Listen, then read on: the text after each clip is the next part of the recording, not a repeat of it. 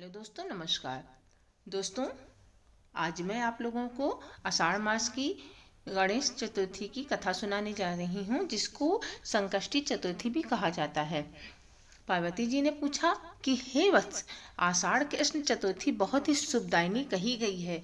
आप उसका विधान बतलाइए। इस मास के गणेश जी का क्या नाम है और इनकी पूजा किस प्रकार करनी चाहिए। गणेश जी ने उत्तर दिया कि हे माता, पूर्व काल में इसी प्रश्न को युधिष्ठिर ने पूछा था और उन्हें जो भगवान कृष्ण ने उत्तर दिया था, मैं उसको बतला रहा हूँ, आप सुनिए। श्री कृष्ण ने कहा, हे राजन, गणेश जी की प्रीतिकारक विघ्न नाशक पुराण इतिहास में वर्णित कथा को कह रहा हूँ, आप सुनिए। कुंती पुत्र आषाढ़ कृष्ण चतुर्थी के कृष्ण गणेश जी का नाम लंबोदर है।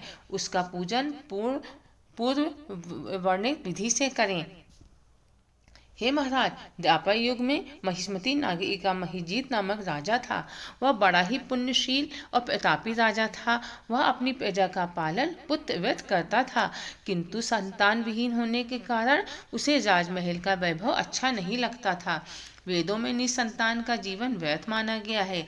यदि संतान विहीन व्यक्ति अपने पितरों को जल दान देता है तो उसके पितृगण उस जल को गर्म जल के रूप में ग्रहण करते हैं। इसी ऊहापोह में राजा का बहुत समय व्यतीत हो गया। उन्होंने पुत्र प्राप्ति के लिए बहुत से दान यज्ञ आदि कार्य भी किए, फिर भी राजा को पुत्र की प्राप्ति न हुई। जवानी ढल गई और बुढ़ापा आ गया, किंतु वंश में वृद्धि न हुई। तदंतर राजा ने विद्वान ब्राह्मणों और प्रजाजनों से इस संदर्भ में परामर्श किया। राजा ने कहा कि हे ब्राह्मणों तथा प्रजाजनों, हम तो संतानहीन हो गए, अब मेरी क्या गति होगी। मैंने जीवन में तो किंचित भी पाप कर्म नहीं किया। मैंने कभी अत्याचार द्वारा धन संग्रह नहीं किया है। मैंने तो सदैव प्रजा का पुत्रवत पालन किया तथा धर्माचरण द्वारा ही पृथ्वी पर शासन किया। मैंने चोर डाकुओं को दंडित किया, इष्ट मित्रों के भोजन की व्यवस्था की, गौ ब्राह्मणों का हित चिंतन करते हुए शिष्ट पुरुषों को सादर आदर सत्कार किया। फिर भी मुझे अब तक पुत्र न होने का क्या कारण है। विद्वान ब्राह्मणों ने कहा कि हे महाराज, हम लोग वैसा ही प्रयत्न करेंगे जिससे आपके वंश की वृद्धि हो। इस प्रकार कहकर वह सब लोग युक्ति सोचने लगे। सारी प्रजा राजा के मनोरथ की सिद्धि के लिए ब्राह्मणों के साथ वन में चली गई। वन में उन लोगों को एक श्रेष्ठ मुनि के दर्शन हुए। वे मुनिराज निराहार रहकर तपस्या में लीन थे। ब्रह्मा जी के समान वे आत्मजित क्रोधजित तथा सनातन पुरुष थे। संपूर्ण वेद विशारद, दीर्घायु, अनंत एवं अनेक ब्रह्म ज्ञान संपन्न वे महात्मा थे। उनका निर्मल नाम लोमस ऋषि था। प्रत्येक कल्पांत में उनके एक एक रोम पतित होते थे, इसलिए उनका नाम लोमस ऋषि पड़ गया। ऐसे त्रिकालदर्शी महर्षि लोमेश के उन लोगों ने दर्शन किए। सब लोग उन तेजस्वी मुनि के पास गए। उचित अभ्यर्थना एवं प्रमाणादि के अनंतर सभी लोग उनके समक्ष खड़े हो गए। मुनि के दर्शन से सभी लोग प्रसन्न होकर परस्पर कहने लगे कि हम लोगों को सौभाग्य से ही ऐसे मुनि के दर्शन हुए। इनके उपदेश से हम सभी का मंगल होगा। ऐसा निश्चय कर उन लोगों ने मुनिराज से कहा, हे ब्रह्म ऋषि, हम लोगों के दुख का कारण सुनिए। अपने संदेह के निवारण के लिए हम लोग आपके पास आए हैं। हे भगवान, आप कोई उपाय बतलाइए। महर्षि लोमेश ने पूछा, सज्जनों, आप लोग यहाँ किस अभिप्राय से आए हैं? मुझसे आपका क्या प्रयोजन है? स्पष्ट रूप से कहिए। मैं आपके सभी संदेहों का निवारण करूंगा।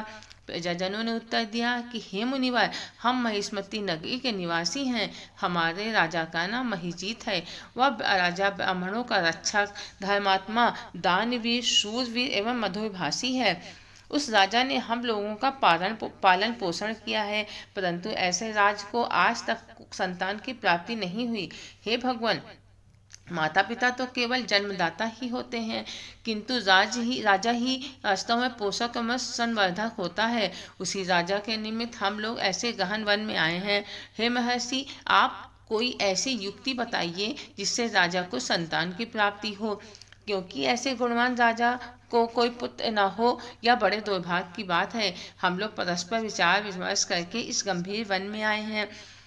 उनके सौभाग्य से ही हम लोगों ने आपका दर्शन किया है। हे मुनिवर, किस व्रत, दान, पूजन आदि अनुष्ठान कराने से राजा को पुत्र होगा? आप कृपा करके हम सभी को बतलाएं। प्रजा की बात सुनकर लोमस ऋषि ने कहा, हे भक्तजनों, आप लोग ध्यान पूर्वक सुनो।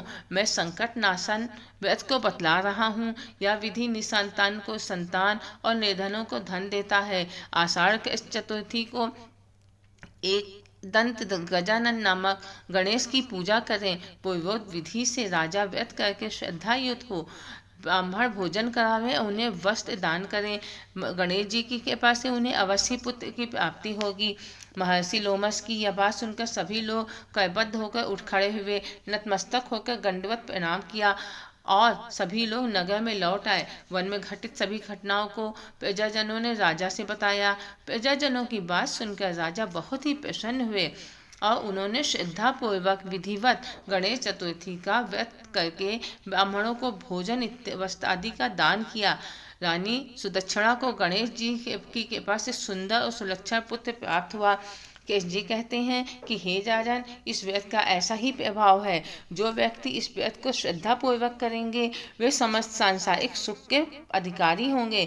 श्री कृष्ण जी ने कहा कि हे महाराज, आप भी इस व्रत को विधि पूर्वक कीजिए। श्री गणेश जी की कृपा से आपकी सभी मनोकामनाएं पूर्ण होंगी, आपके संपूर्ण शत्रुओं का विनाश होगा और आप अचल राज्य के अधिकारी बनेंगे।